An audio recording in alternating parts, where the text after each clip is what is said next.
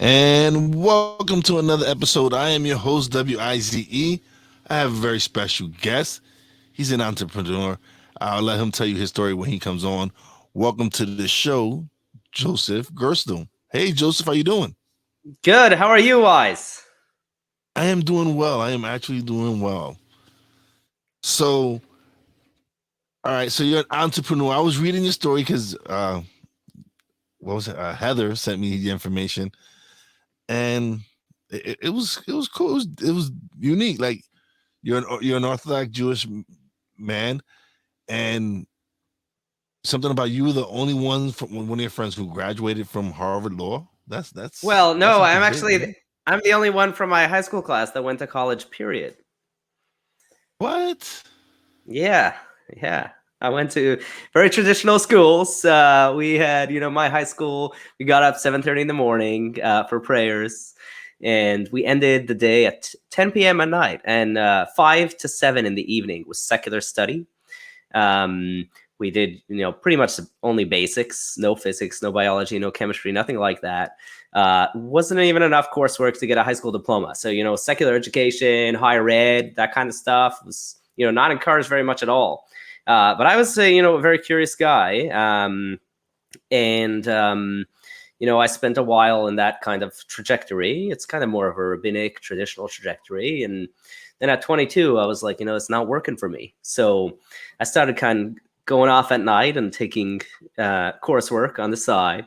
Ended up majoring in psych, and I did, as much as I could, explored as many areas as I could while doing my undergrad degree. Did some, hard sciences just for curiosity, learn more about it, and fill up some of the holes in my background. Then I tried to go become a social psychologist because I find, people and people's kind of irrationality and our funny ways of being a bit fascinating, but I didn't really have any kind of credibility or serious credentials at the time, so I didn't get in anywhere. So I had a family already, needed to get a career going, applied to law school. I was a bright guy, so all you need to get into good law schools are just really solid LSAT scores and brights, not that much kind of credentials other than an undergrad degree and something to talk about. So I got into Harvard. I went to Harvard for law school. I graduated magna cum laude despite the weak to no high school education. And then I went to work in one of these, big elite law firms in the city, one of the best law firms in the country. And I, didn't really like it very much. And I'm like, yeah, what do I do now? So, it's very demanding. The environment is very, very it's excellent, and they really do great work, and there are a lot of really bright people, but sitting at a desk and just reviewing these tyrannically complex contracts, 300-page contracts, and without knowing what's going on in the larger picture or being involved in any kind of way, just wasn't for me. And I was like, how the hell do I get out of here? So yeah, that's where I started the entrepreneurial journey. So, because I'm sure, like you said, it was a big law firm, and so you made good money. It's not as you made. I'm sure you probably, if it was a pretty good law firm, you probably made some pretty good money. Yeah, But it's yeah, not I'm the leading. same. It's not the same. Whereas when you're the boss and you set your own schedule and you can still make money sometimes, even when you're not at work, like you're a family man. So I know you Yeah. dedicate a lot of time to your family. So being an entrepreneur gives you more opportunity. This gives you an opportunity to be with your family. Yeah, I mean, look, I left this year. I'd be making like 400K, and it kind of goes up very significantly every year. Right now, I'm not making anything. But like the way I saw it was like, if you like doing that and you're making good money, that's awesome. If you don't like doing it, and your whole day is spent doing it, and your whole life is spent doing it, you can make millions of dollars. And the partners at my law firm, the average partner makes like $6 million a year, which is just unbelievable. But that's what they do their whole life, nonstop. So, if you like it, great. If you don't like it, like, what the hell is the money worth? You don't own your life. And the way I see it, the ultimate currency is how you get to spend your time. And if you're not spending your time in the way you want it, money is kind of like, it doesn't matter. It doesn't do anything for you. So I'm like, I know this isn't for me. I'm going to have to find my way eventually. I better do it now before that. They call it the golden handcuffs in the legal industry, because it's like you're earning so much money in the top echelons. Like, how do you walk away from that? And I'm like, the longer I wait, the harder it's going to be. So I'm going to do this. And that's what it is to take that leap of faith and believe in what you're gonna do, and go out there and execute. And that's what it is. People is that's one of the things with people is taking that leap of faith. Is taking that faith of like, you know what, I'm gonna quit my job. I'm gonna do this full time. Whatever it is that they're doing as an entrepreneur, and they go like, I'm gonna go in head first. Yeah. But sometimes, sometimes it's difficult, but it's an amazing feeling to be able to do what you love to do. Is Yeah. like, I love the podcast. I love doing this. I can't wait till I get to the point where I can leave my 9 to 5 and focus on doing this full time and doing any aspect of this full time. Because I work from 4 a.m. to 12 p.m. at my job, and then I come home, relax a little bit, and I start recording and I edit and I manage my radio station. And so it's so many different things. But I'm working on this so that I can leave the job and not have to worry about. So I'm not at your stage yet. I haven't taken that leap of faith yet where I leave my job completely. No, I still have that little security blanket, but it's a process. Yeah. When I'm ready, I will jump into this full time and really focus on doing this as my career, as what's going to help me generate income. Yeah, that's awesome. I totally agree with you. It's a process, and you got to be responsible about it. And for each person, your situation is different, the context is different. You have to know, have a sense of what's responsible for you. So I didn't just jump ship into nothing. I had started this business on the side, basically, during the pandemic. I was thinking about virtual classes, maybe art classes for kids, and I was exploring, testing, asking people, would you send your kid to something like that? And then my work had this kind of wine tasting event that was on Zoom, and it felt like basically a live wine tasting that had just been migrated onto Zoom. I wasn't very impressed with how it was structured for virtual, and I'm like, hey, what about virtual corporate events? So I reached out at the time to the events director at my law firm. I had a long conversation with her. I said, hey, can you help me understand the space? I don't really enjoy my job. I'm looking for something else. And she was very generous and took the time, spent the time with me. I proposed the idea of a chess event. And this was, I don't know if you've seen the Queen's Gambit, but this was right before the Queen's Gambit came out. So I got lucky. And she's like, oh, sounds interesting. Why don't you put together a demo and do it for us? So I found this U.S. chess champion, Sam Shankland, one of the best players in the world. We came up with a nice structure, a strategy talk. We break down the last game of the Queen's Gambit. We have a tournament on Zoom. I built this nice little cute chess snack package with chessmen cookies and chess chocolates, and then a chess set that we send. And I ran the demo for them, and they liked it. So I started inviting other events people at a lot of major law firms to the demo and to another demo. And they came, they liked it. And then a few weeks later, one of them was like, oh, we'd like to book that event. And I'm like, okay, yeah, I don't know what the hell I'm doing, but sure, yeah, let's do it.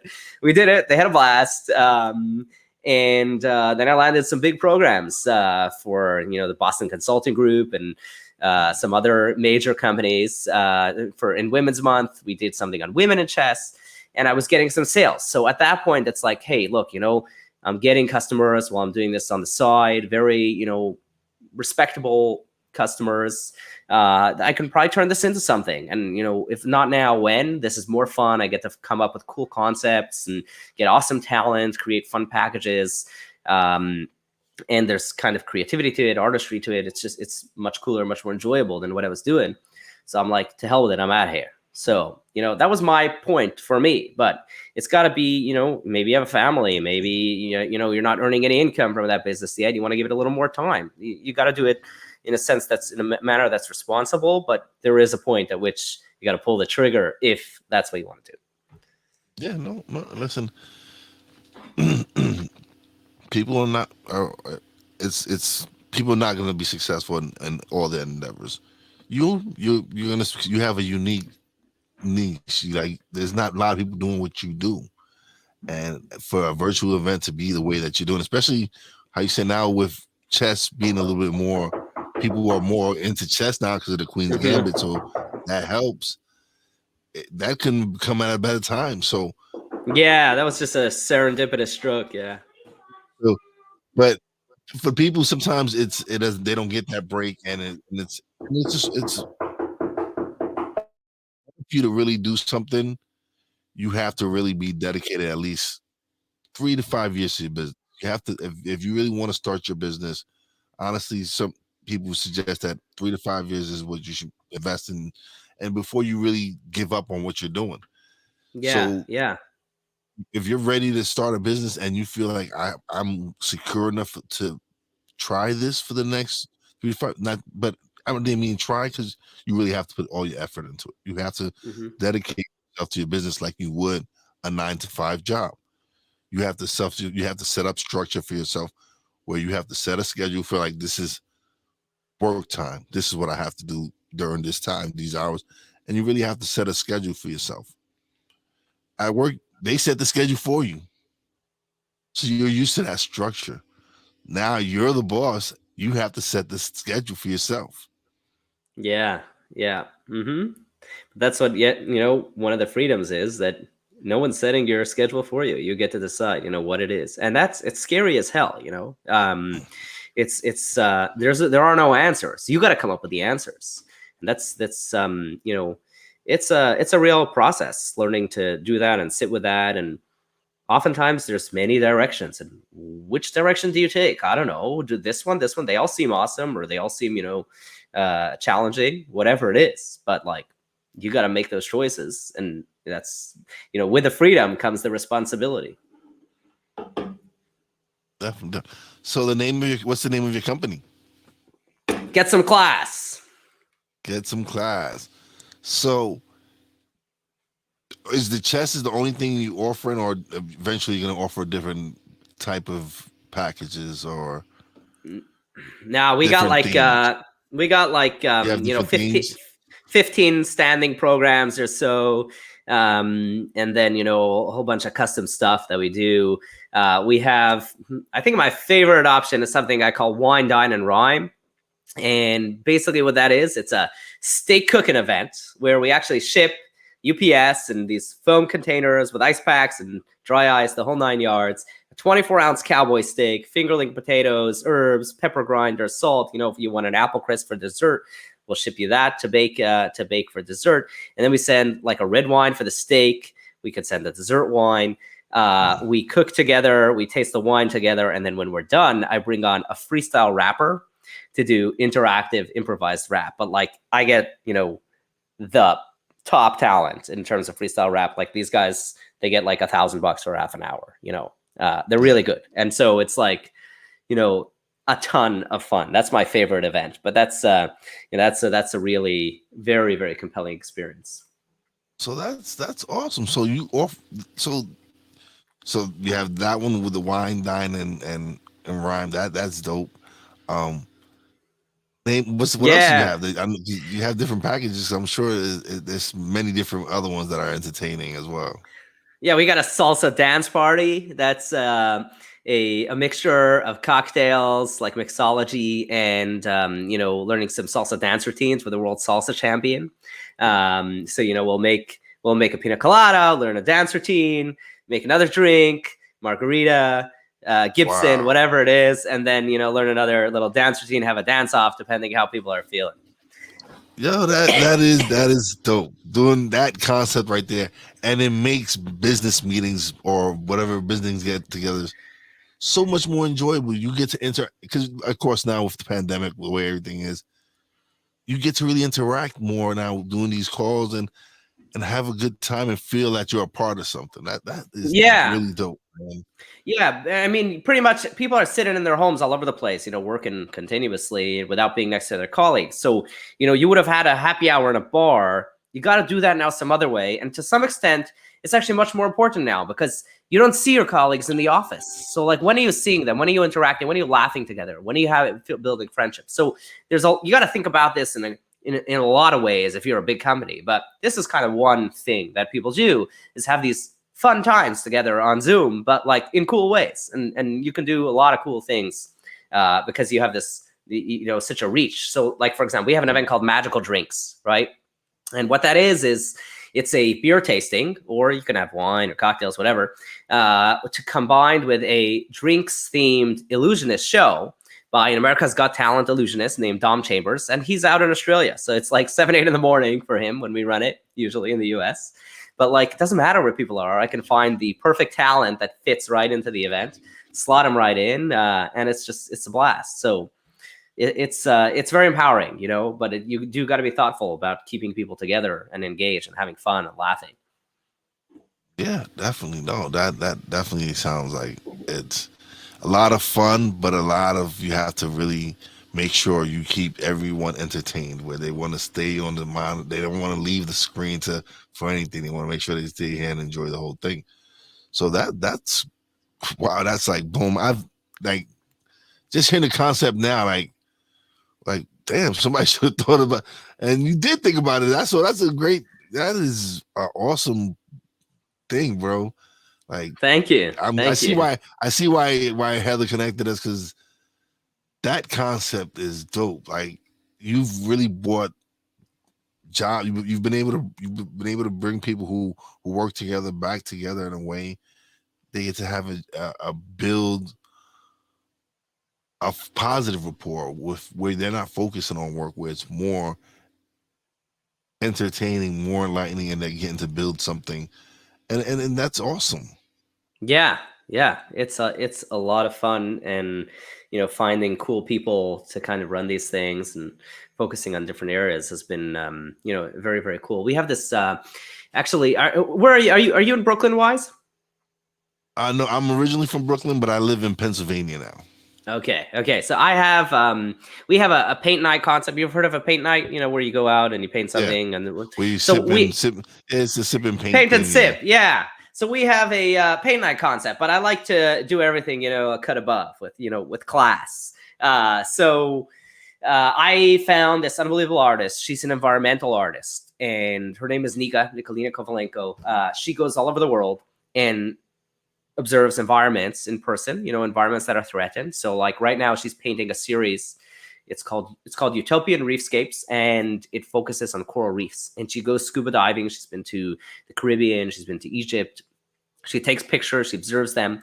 Then she comes back and she paints these unbelievable paintings. So many of them are like 54 inches by 80 inches. So that's like 6'8" by 4'6", and they are just magnificent, mind blowing. And so what we do in our program is, instead of having an art instructor, I have her lead the program. She talks a little bit about her art, her artistic focus, and then we paint a simple coral reef painting together while she talks about coral reefs. And sometimes I'll bring on a marine biologist with an expertise in coral reefs to talk about some of the science of these reefs as well. And then every person gets a kit. They get all the art supplies they need, the canvases, the palette paper, the paints, the brushes, the whole 9 yards. And then on top of the kit, we also send an art-themed snack package with a cookie that's shaped like a palette, with colors on it and the company's name on it, chocolate paintbrush, color-coordinated candies, beautiful welcome card. And if they want to sip, we'll send the wine. I have this wonderful winery that I partner with out in California, Theopolis Vineyards, owned by Theodora Lead. She's a wonderful... she's actually a lawyer, but she has a passion project, and she came on recently. She led a wine tasting for us in the beginning, and then we had this awesome painting experience. So it's just a blast, being able to find these cool people and then, give experiences to people like this. It's a lot more fun way to kind of make a living. Wow, I think now you're one of those cool people, because you've built something that's like awesome. Like, it's you built something that I think is amazing. Like, for people to be able to do, because I'm sure with every different package, these people receive a different package. Like, like with the paint and sip, they get the paints and all that and all that and all that. Mm-hmm. And then when they have the other theme, I'm sure they get a different package. So that's like that's a lot of thought. Like, Yeah. how did you come up with this concept? What made you go like, I want to start. I want to do this. This is the business I want to do. Yeah. Well, you know what? I still don't know what the hell I want to do. I'm kind of figuring that out. But this has been very incremental. So like it was that little conversation with the events director, then the little, can we put together a demo? Sure, sounds cool. Let's do that. And then, each thing has just been one little step at a time. And it's kind of evolved much more naturally than like, oh, I'm setting out to build this, right? I still don't know exactly what I'm setting out to build. We're in this new world where people are remote.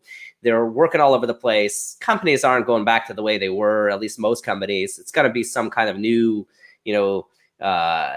things will settle to some new normal, but it's not going to be the old normal. And there's a lot of things to do in a world like that no one's ever done because we've never had a world like that. And so, where exactly I'm going, not sure, going to figure it out. But like, how getting here has been, a mixture of strategic thinking and slow incremental evolution.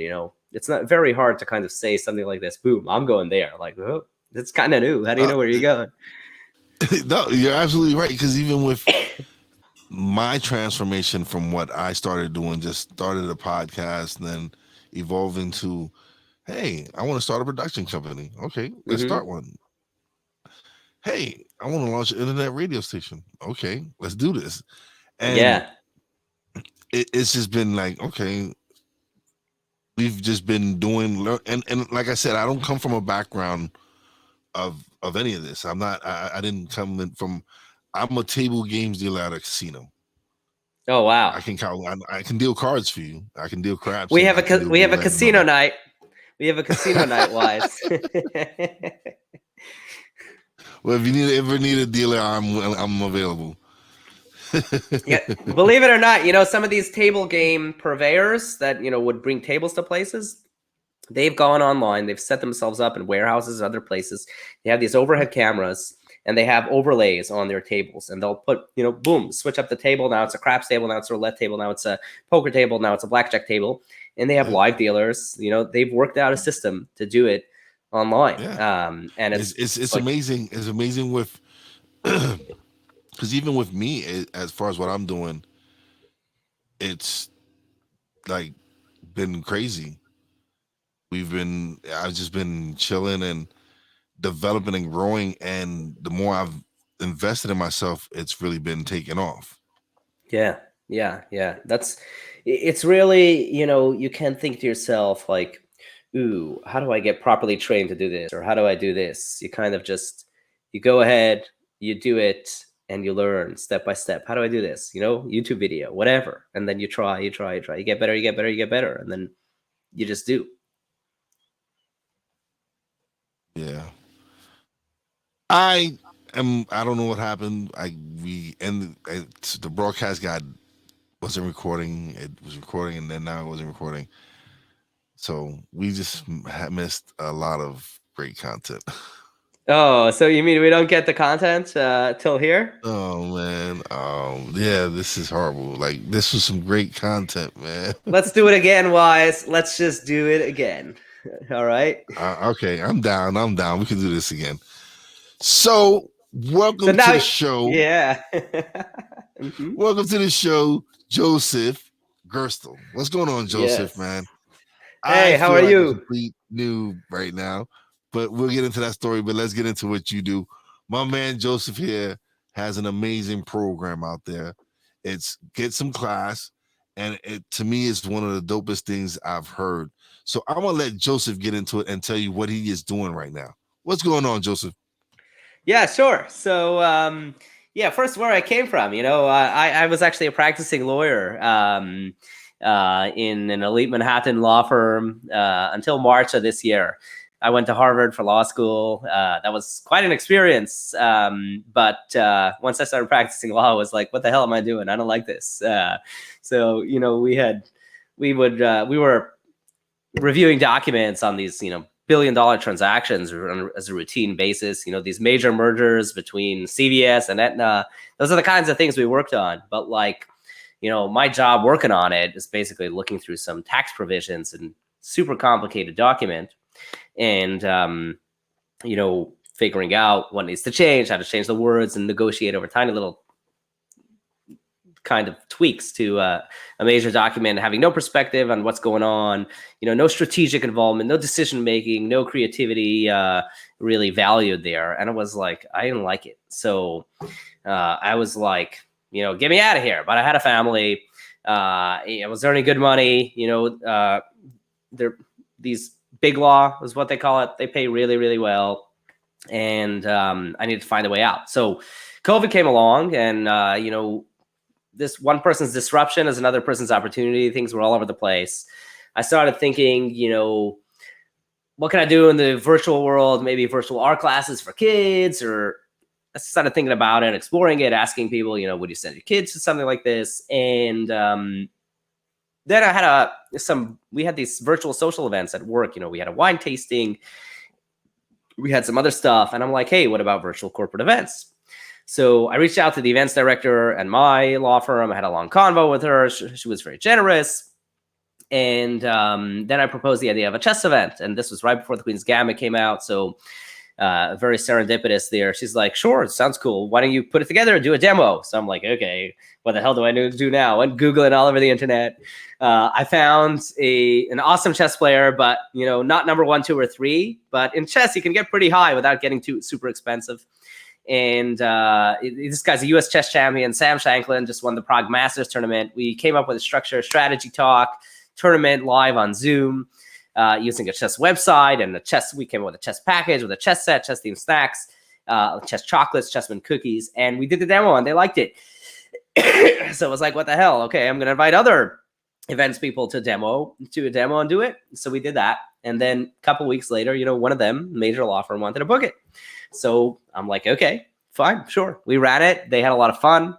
And then, I started getting some sales, and I landed a couple big programs focused on women in chess and the Queen's Gambit, the chess of the series, for the Boston Consulting Group, some other major companies in March. And I'm like, what the hell? If I'm getting clients like this as a side gig, I'm just going to jump and figure out how to make it work. And so I jumped ship in March, and I've been building this out ever since. And you said you have 15 programs right now? Yeah, somewhere around 15 programs or so. We have, we have 2 variations of the chess program. One is focused on the chess of the Queen's Gambit, and one is like a tournament format. The Queen's Gambit one, I don't know if you remember in the series. So Beth Harmon, she's the protagonist, and her first cocktail growing up is this cocktail called the Gibson. She drinks it with her mom on the plane. Then when her mom passes away, she has it again in this sentimental scene in a restaurant. So we actually offer the option to ship every person the cocktail in addition to our chess kit, and open it by making the cocktail together, and then have a program going through and explaining the scenes and some of the chess going on in some of the more prominent scenes with 2 U.S. women's chess champions. So that's, a lot of fun. Those are 2 of our programs. We have, so we have a stakeout. That's a steak cooking program. We ship everyone a 24-ounce steak, fingerling potatoes, herbs, pepper grinder, salt, everything you need, the whole 9 yards. Apple crisp for dessert if you wanted, other add-ons. And then I bring on a professional chef. He leads the cooking. We have an awesome program. We have a variation on that called Wine, Dine, and Rhyme. And there we ship a red wine to go with the steak. If you got the apple crisp dessert or something for dessert, we'll send you a dessert wine. And then when we're done cooking, we will bring on a freestyle rapper to do interactive, improvised rap on the spot as entertainment while everyone eats. We actually did that for the University of Rochester, an alumni group reunion that they wanted to do virtually, but they wanted to have some fun also. So Saturday night, we ran that program for them. It was a lot of fun. So that's like 4 of the programs. I'm happy to run you through many more, but you let me know how many you want to know about. No, that's all good, man. I just want to give people the idea of you have a variety. It's like you said, you have the Queen's Gambit, you have the hip hop wine and dine, and that's dope. Having somebody come on and freestyle and improvise, because that that's skill, man. That's it. And then in order for someone to do that, and what is it that the audience tells him something and he improvises, or Yeah, the audience, we have different structures. So, we usually open by taking 5 suggestions from the audience, and we tell them to make it random and hard, and then he'll just rap away about, all 5 in sequence for a couple of minutes. And then we have, one format where we have everyone hold up an object to the screen and all move from person to person, and he's got to keep on rolling, rapping about each one. Sometimes we'll choose some people based on a contest and have them share something, and then we'll rap about them a bit. So it could be more personal, but there's different formats, and it's a lot of fun though. And yes, you're right. It does take a lot of skill to hit to knock those out of the park and do it well, on the fly. It does take a lot of skill. I know I have some friends who are MCs who I recently had I had an MC on. He's what would you would say a conscious rapper. He's more about community and so I know it takes skill and talent to be able to flow how some of these guys be flowing, man. So especially when they do freestyle improvisation and it's straight off the dome. Yeah. Sometimes it'd be some of the most dopest stuff they might say because they're like freestyling it. So that's definitely something that I would see people really enjoying. Yeah, we got Wise. He wants to build his fandom. Gotta start rapping with stuff quite random. Let's get going over here. Oh, boom. Yeah, you're gone. Stick to inventing and planning though. That's no. So you know what? It's very interesting actually. To some of the stuff you gotta what you have to learn to do, and this is good in a lot of your life, is really say, I'm going to put myself out there and try something, right? And and you mess up and that's not personal. It's okay, because when you learn and the practice not self-censoring, you got to mess up, you got to say stupid stuff, but that's okay. It's not, it's all trial and error, and it's a process. If you stop yourself from that, then that's when you calcify, you stop growing. And so many of us, we're so scared to make a fool out of ourselves, and it's hard, it's embarrassing, it's not such an easy process.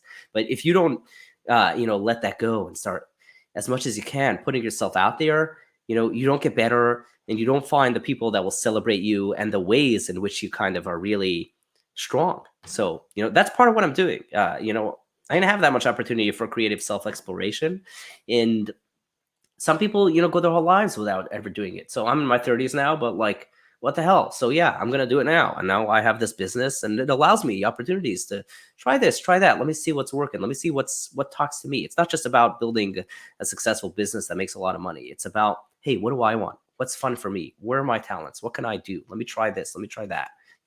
It's a process. Yeah, no. I know, because I had been wanting to do a podcast since 2019. And I always came up with an excuse. Oh, I sound horrible. Who would want to listen to me? Who would want to be on my podcast? Why would I want to do a podcast? And it took me facing my fear and just pressing record. Yeah. In order for me to start doing my podcast, and I'm still learning and growing. I've been doing it for over a year, more than a year now, and I'm improving every time. I'm learning new techniques. I'm learning about cameras, and this is something I'm self-taught. I'm going on YouTube, looking at videos, going this place. I'm just going out there searching and learning and developing my skills because it's fun to me. This is what I want to learn. This is what I want to do. But I want to be able to create the content I want to create. Mm-hmm. I'm not, all my content I own. No one else owns. I've made sure that I've got copyrights. But that's because I want to own my content. And that's where people mess up, where they give control of their content to other people. And I'm like, no, I'm happy to just use my content and brand it and use it for different things. I have so much. I've recorded over probably 200 podcast episodes. I've released 115 of them. I have a bunch of them that I still need to start releasing. But now I've even switched now to video. Mm-hmm. I've probably recorded 5 videos, and I'm releasing the videos before I release the podcast episodes because I want to get the content out there. Yeah. So this will be out before the podcast. But it was another form of content for me. I Mm-hmm. was actually hindering myself by not doing the video. Yeah. Yeah. It, So it, it was it, you it was a mm-hmm. yeah, so I just limited myself to just audio. So Mm-hmm. now I'm expanding. I'm doing video and audio now. So I'm Yeah. able to release the video out first, and then I can release the audio a month later on my podcast. But Mm-hmm. at least now I have the content. I have extra content. Mm-hmm. Yeah, that's awesome. That's awesome. Taking one thing and using it in many ways is kind of one of the hacks that I'm learning as part of marketing. Yeah, repurposing content is something I Mm-hmm. I really need to start implementing a lot more. Yeah. Definitely, because Yeah.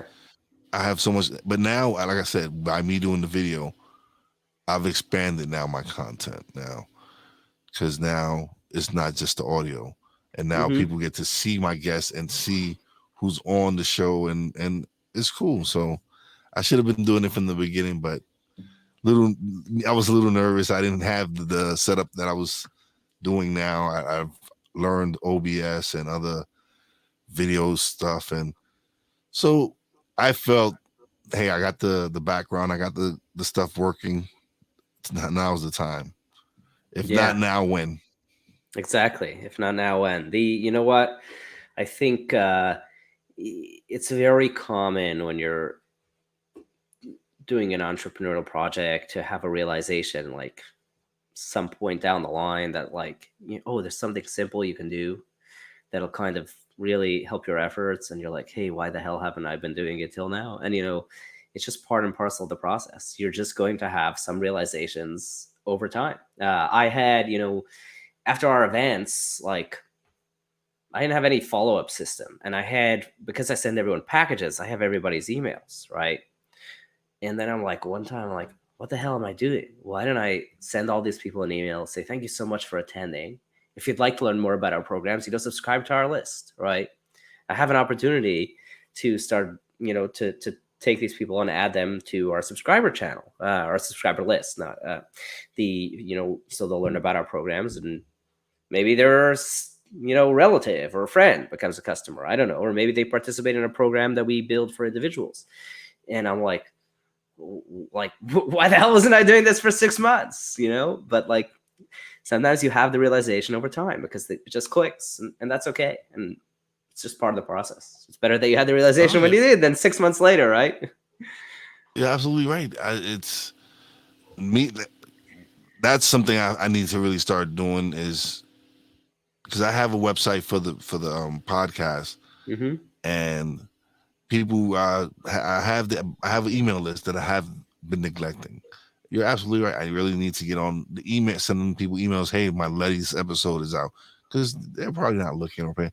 So yes, I've slacked off on that as well. That's something I need to ramp up and start getting on is getting that email list and sending people. But I always like after I record, my scheduler always sends a thank you for coming on the show and if you whatever if you ever have a like sometimes if you have a if like sometimes someone who might have a book coming out in a few months, I'll be like, look, so well, hit me up, let me know, we'll have you back on, we can promote your book, or if they have something Mm-hmm. coming out in a few months.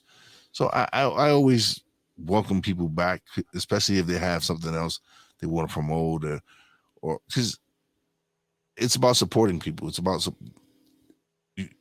like if you don't support people, how do you expect people to support you? Yeah, yeah. And that's how I look at Mm-hmm. it. Yeah, it's a very important lesson. One of the things in being an entrepreneur is that you have to look for relationships and places to build networks. And in order to kind of cement relationships, you got to give.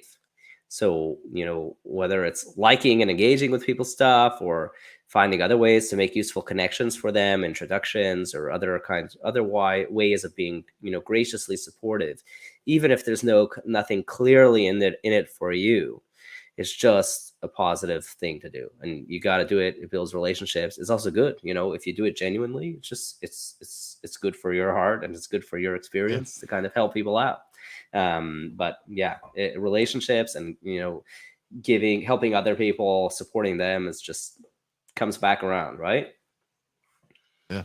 And I've built some amazing relationships with fellow podcasters. Some of my guests, I've become real good friends with them. I've been like a friend. I've become friend with Justin Rambo. He's really into self development. He's a coach and all that. And Mm-hmm. I was on his show originally. Then he was on my show originally. Then I went on or vice versa, whatever. But he's now on the road with one of the top motivational speakers in the world, Mm-hmm. and that to be able to make a connection with someone like that is amazing because you see, I saw where he started at. I saw where he wasn't. He was doing okay. He was building up momentum, and then he did an interview with Billy Allbrooks, and Billy was like, hey, come on tour with me. And now he's doing speaking engagements with, like I said, one of the top speakers in the world. Wow. So things happen when you network. When you network with the right people, when you put out that energy and you put out that positive vibe, and because I'm all about energy, I'm all about the people that, for some people, when you're speaking to genuine people, when you're having Mm-hmm. a genuine conversation and you're actually being able to speak with someone and just have a real good time, like how we're speaking, and we're able, like with the little gap we had before, now Yeah. we're still able to have a pretty good conversation. Yeah, basically we forgot to hit record, folks, so He didn't forget. I hit record and the system messed up, but we're recording now and we're good. But Okay. it's great to be able to adapt like that, to be able to have someone, because someone else would have been, oh man, I can't believe, and would have had a bad attitude. You was like, let's record, and you was all positive and all great energy, and that's great. I love that. And someone else would have been like, oh man, I can't believe, things happen, life Yeah, mistakes happen. yeah, But yeah. Life hey, happens. I appreciate you being the way you are. That's awesome, man. Thank That's you. great. Thank you. Yeah, you know what? We all there's if you heard of William James, he was a early 1900s psychologist, very famous American psychologist, writer, and he has this saying: "We have as many social selves as situations we're in." By which he means, every person you interact with, every place you are, you're like, oh, how do I need to act for this person? And we have this, we slip into different roles. At work, you're one person. At home, you're another person. With your father, you're one person. With your mother, another person, right? And it's like almost as if we're putting on skins and constantly pretending in our lives in this, race to kind of try and, project some image to the world. And we all do it. And, part of growing and maturing is kind of like, my kid just ran on the door in the middle of a TV broadcast. Okay, fine. Yeah, we have kids. They run into doors. They run into our Yeah. rooms. It's what happens, and it's okay. And as much as the more you can let go of the pretending and trying to be something, and just say, hey, I'm okay. It's okay. I can actually Yeah. be honestly who I am with more and more people in more and more places. That's what it means to lead a free life, and it's not easy. It takes a lot of work and intention. No, it's not. You're absolutely right. And I've had that. I've had where I've had a guest where the kids come in and making all noise and they're trying to be, and I laugh. I enjoy that. And he's like, oh, I'm so sorry. Like, look, listen, I'm like, that's cool, man. That's life. Things Yeah. sometimes I go, I might not even edit that out because Mm-hmm. I want people to see the genuine things that happen, like, and how we react, and how we reacted was amazing. He was like, oh, cool. And then she started, he was like, but now it's time for you to go. And so she left. But it was cool because Good it kid. happens. Good Life good happens. kids. Yeah, yeah. Things happen, and whenever me and my nephew are recording, his son is always running in, and but it happens. We're custom kids running in, man. We're a big Hmm. family, so it's all good, man. I things happen. I don't get upset over it. I'm not gonna get over things that aren't that kind of was out of my control. I pressed recorded. It didn't read. Hey, things happen. Hmm. Yeah. Yep.